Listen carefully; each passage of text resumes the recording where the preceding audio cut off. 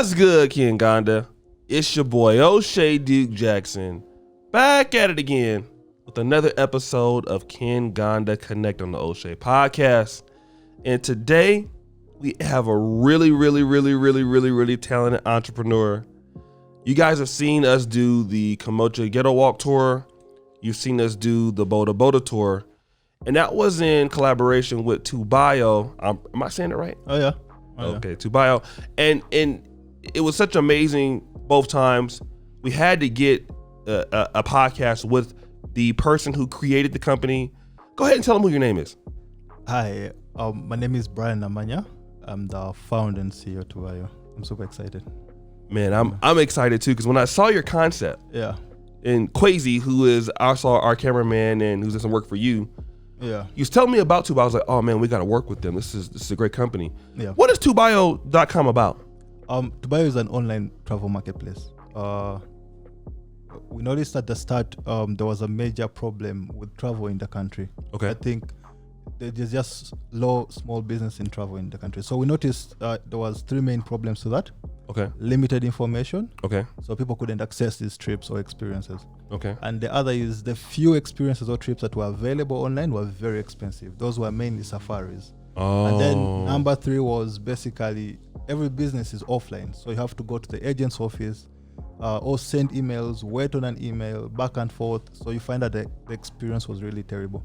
So that's when I got the concept of we need an online platform. Mm-hmm. Yeah, so as you Google, whatever, you get to find that people have done this platform. So you benchmark off some of these global platforms to do that. Yeah, like for example, at Airbnb in Kenya, I could find those experiences. Yes. But when it came to Uganda, I could never find these experiences. And guess what? When we started experiences, that was before Airbnb launched experiences. Whoa! Mine was about trips, and Airbnb had homes. So I got the idea. I'm like, I would do trips for this, and then just after some time, even before we had fully launched, Airbnb launched experiences. Yeah, I think they stole it from you, brother. Yeah. But let me ask you this, because it's very genius to do it here in Uganda in this area. Yeah. What have been the challenges of launching such a platform?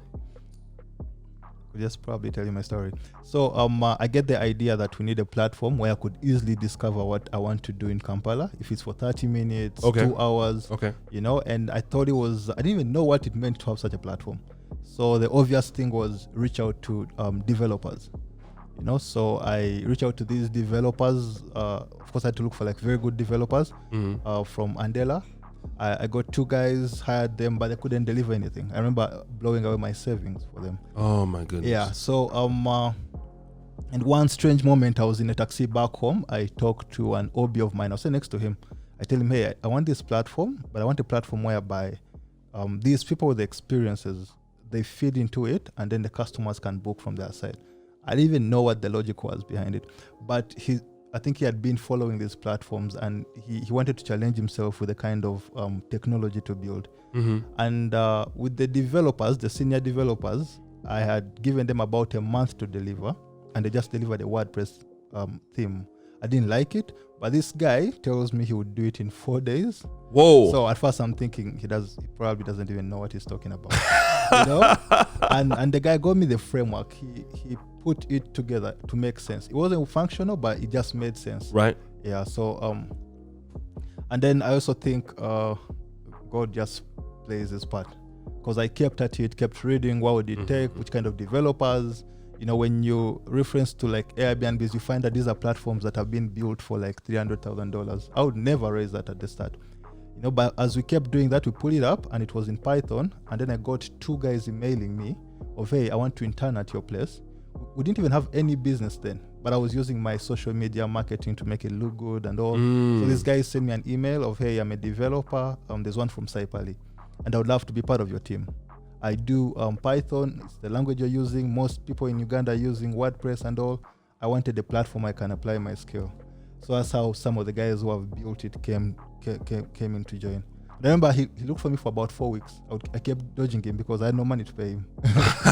So he told me, I want to come through this evening. because I remember I told him that, yeah, we have an office, what? So can I come through? But we had no office. Right. So I kept dodging him. Finally, I had to give in of, hey, meet me at this restaurant. We met in Tinder. The guy comes through. I take him through the vision. He loves it. And then he decides to get on. I also tell him how there's no money. You're going to have to work for free if you really want to be part of it. This vision is big. Of course, I knew it would be something and the money would come in. And yeah, so he bought into that and decided to join the team. So that's how the team now got into place. And we finally launched in January with a basic platform, but functional. I can upload my experience and someone can book. You can't share, you can't filter through searching. It was just basic of someone can just upload and another one can book. Okay. So we started with that. Okay, so you started where you were at.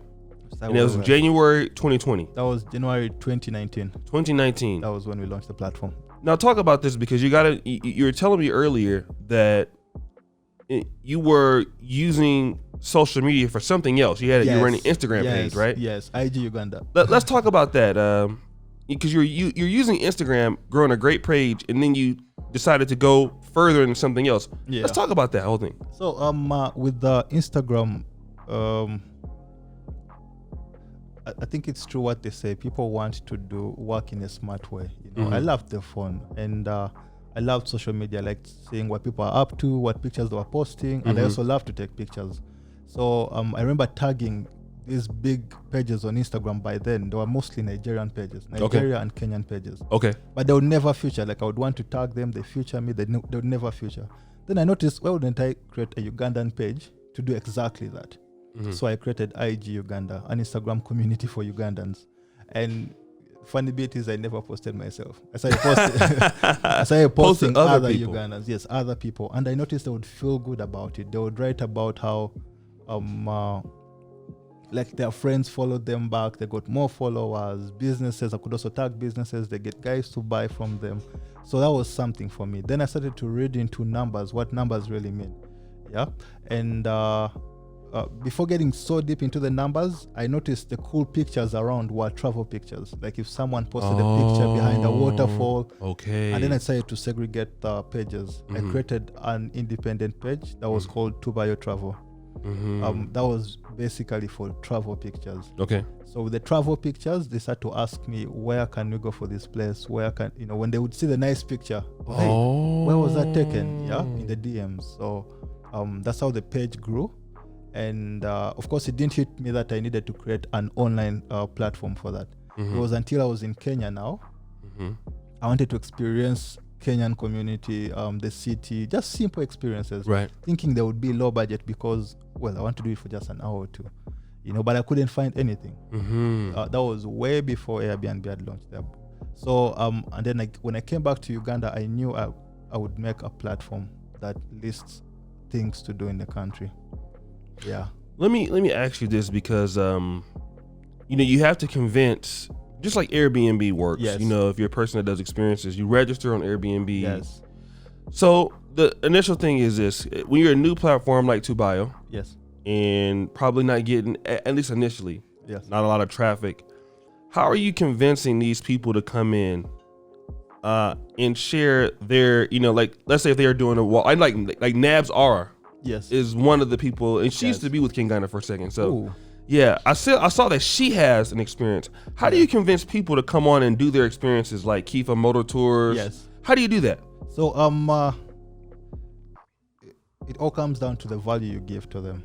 Okay. Yeah. So you appreciate them of, hey, I think this is really cool. It's something I would do. I also know there's millions of people that can do that. And that is basically, there's a simple story that Jack Ma shared sometime of a user who killed a mosquito, right? Put it up for sale on the Alibaba site, and then got over 11,000 people interested in buying the mosquito. Are you serious? Yeah. So he killed about like 40 mosquitoes. He couldn't kill anymore, so he couldn't supply the demand for the mosquitoes. So that only proved one thing. On the internet, there is sort of all demand. Like there's people with different kind of interests. So there's people who love to walk, there's people who love to run, there's people who love to ride, there's everything on the internet. Everything. Yeah, so I tell them about the value of the internet. And also, luckily, I had these other pages that would back that value up of, hey, I have IG Uganda with 10,000 followers. I could easily push your activity there. And you get guys to book you. I see. So let me ask you this. Also, you're doing homes now. Yes, we're doing homes. I'm gonna book a stay. I said there's a good place in the Guru. Now, how has that been working out? Booking homes and stuff. So homes was sort of inevitable. When you look at the economy, Uganda, basically, we have about 1, 2, 3, not more than 100 hotels in here. And there's less than 10 4-star and above hotels in here, like about 3, 4 hotels. Wow. So you find that kind of product fits in perfectly in a country like Uganda. We don't have so many hotels, right? And yet we plan on getting so many visitors. Where will they stay? Where will people who want to travel stay? Right. In Uganda, and I remember sharing with a friend of mine, this is the only country I've seen where there's no hotel that has closed for business. Like all of them have more people than they need. They're always booked out. All hotels. Okay. In every place of the country. Wow. Yes. So, but in order for us to push tourism forward, we needed to provide accommodation. And homes is the fastest way to do that. You don't need $1 million to invest in a hotel. All I need is just 40 minutes to reach out to 30, 40 homes to list. And in about an hour, I have capacity to host over 200 people. Wow. I don't even think a hotel can do that in 30 minutes. No, that's that's great. But let me ask you this though, like, because since I've been here, when I came here, the country was open. It's now open again, but for a while the country was locked. Yeah. And how has COVID affected Tobio? Oh yeah. So now when we launched, we decided to actively push for travel. We were organizing trips ourselves. Very affordable trips. We call them the PR trips, just to get people to know about Tobio. So we weren't even making margins of those trips. We just wanted people to know, take pictures with our cards with Tobio.com so that people can always refer to the website. Right. So we're the first people to introduce weekly trips. Normally people were doing these things after 4 months. But I knew there are guys who want to travel every week. So we did that, and then COVID came through. So COVID was just a chance for us to reflect and see what we really need for the future. Because you can get taken up in customer servicing. Imagine serving over 300 customers. You're talking to them, you're quoting for them in a week. You would never reflect on what you really need to do. Okay. So COVID was such a great time. We had to reflect as a team. In fact, we used that time to go deep on our tech, and that's how we launched our app. We launched it during COVID. So those 2 months, the first 2 months, we used that to launch the app on Play Store. Okay. And now we're also done. We have the app on iOS as well. Okay. Now, since the country's opening up, do you feel like it's going to pick up? Oh my God, yes, it's going to. People will never stop traveling. Wow. Yeah, and you could see that the moment they lifted lockdown like this, everyone was looking for plot. Everyone was looking for something to do. Yeah. Okay. Let me ask you this, because one thing I like about you as a entrepreneur and as a black man, is when I heard about what you were doing, I had to support it, because me as a Pan-African person, I believe that when your people are out here developing for the community, they're using their ingenuity to push what they're trying to do. It's up to us as a black community, whether it's in America or Uganda diaspora. This is something we need to get behind, because so many times I know that in Uganda, a lot of this is not a friendly place for startups like in the USA. No, there's no capital. There's nothing. Yeah, it's very, very difficult. So when I saw what you were doing, I heard about it. I said, you know what, this is a very, very intelligent man. I want to push what he's doing. So that's why we took the Kamocha Ghetto Walk tour. We did the Kifa Motor tours, and we're gonna do more. But you said, like, sometimes people won't book with you because you don't have the same insurance policies as Airbnb, although you're trying to develop Uganda and get Uganda to the place where they have their own stuff. Yeah, that's very difficult to hear that, man. Yeah, it is. But we never complain when we hear such things. It's just a challenge to us to keep proving that we give value. And to so many hosts listing with us, there's many that have been saying, hey, when I listed with you, I didn't think I would even get a booking. So many have gotten bookings through us than Airbnb. Wow. Yeah, and because of the lockdown, so many were getting Ugandan bookings. Ugandans don't even know about Airbnb. You know, so they were getting more. They got so excited. I have so many who are super thankful, like, all the time, because they managed to get their business back by listing on our platform. And another thing too, I noticed that when you want to pay, a lot of Ugandans don't use credit cards. No. But but you use mobile money, Yes. right? So, because I've even paid for stuff on mobile money, and that's a huge advantage because people really don't have pay credit card stuff too much here. It's a more of a mobile money thing. How often do you say that you get mobile money payments from your business here? 90% of our bookings are mobile money. Mobile money, Mm-hmm. and it's a great advantage. I think that's something we have over these big platforms.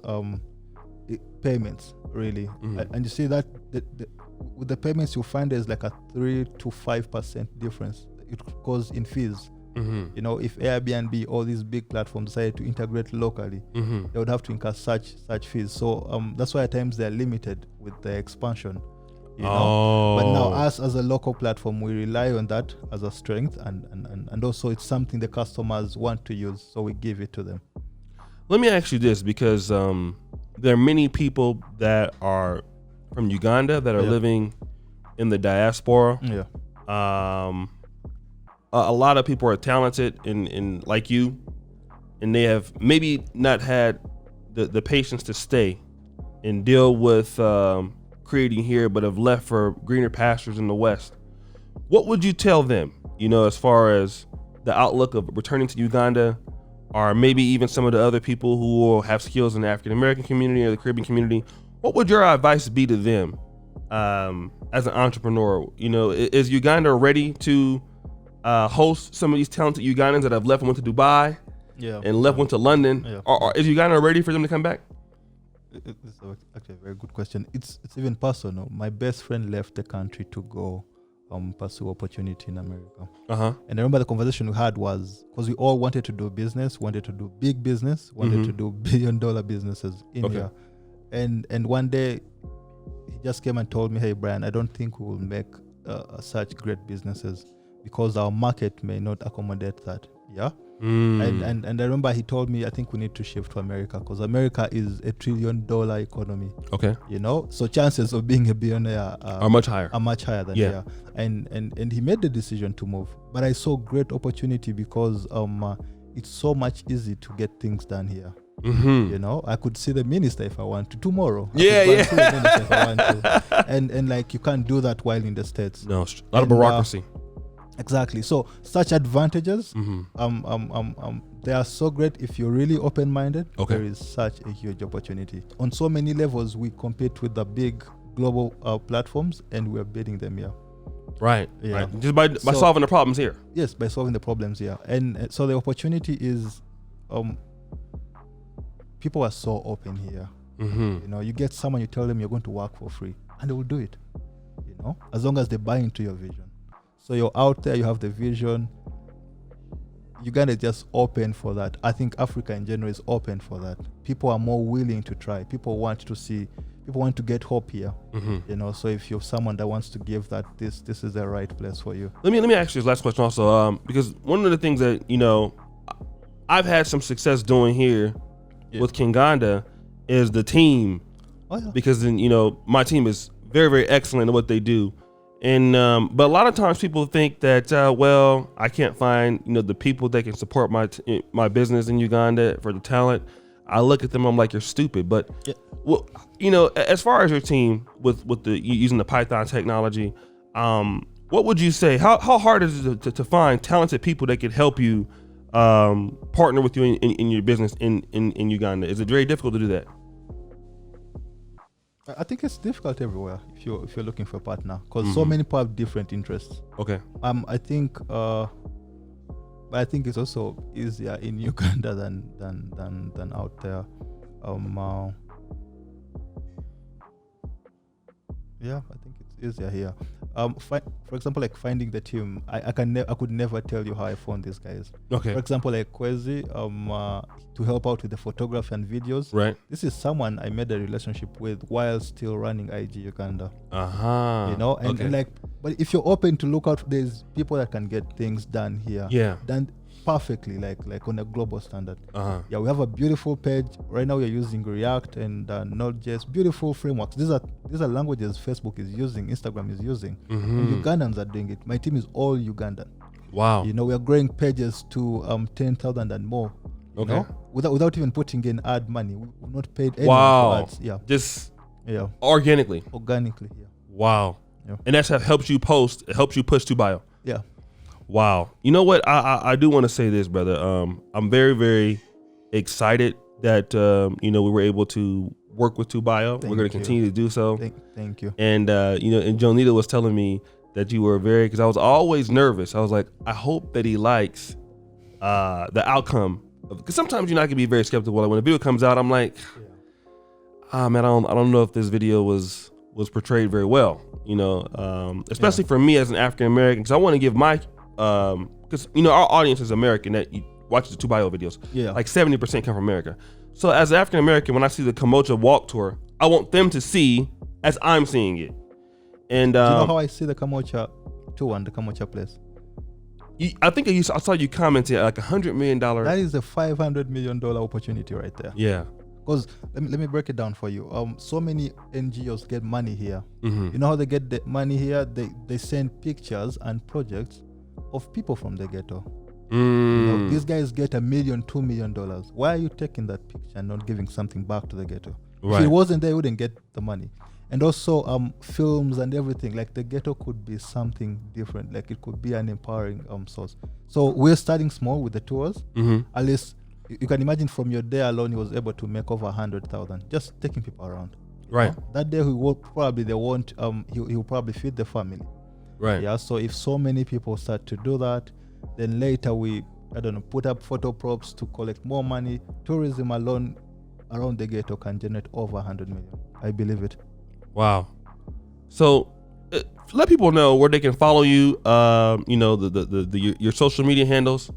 And hopefully we'll definitely link up before I leave. Yeah. But you're a very, very excellent entrepreneur. I believe you're very, very talented. Thank you. And I think that the Pan-African community globally, if you're coming to Uganda, support Tobio. They do an excellent job. The experiences are amazing.